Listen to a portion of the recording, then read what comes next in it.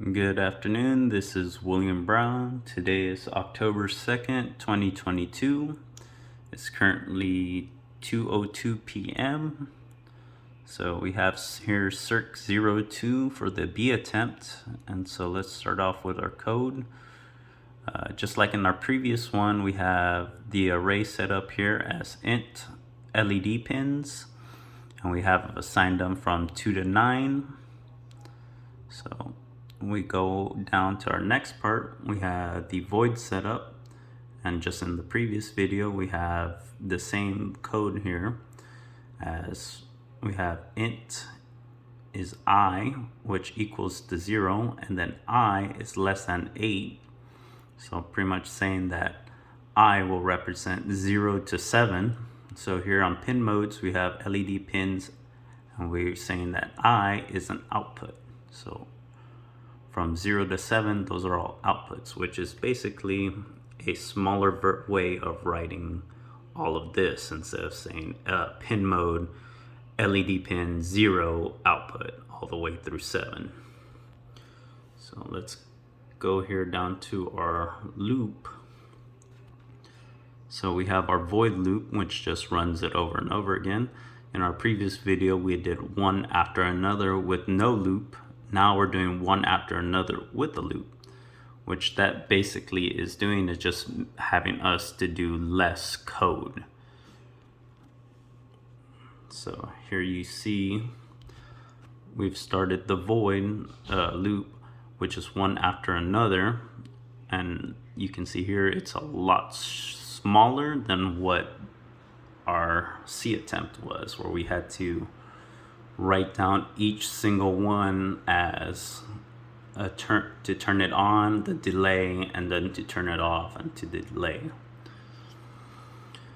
So in here we have int delay time of 100 milliseconds, which is just telling it that the time to pause in between each LED turning on and off is going to be 100 milliseconds. Then we're putting down here to turn each LED pin on, we have int I equals 0 and I is less than 7.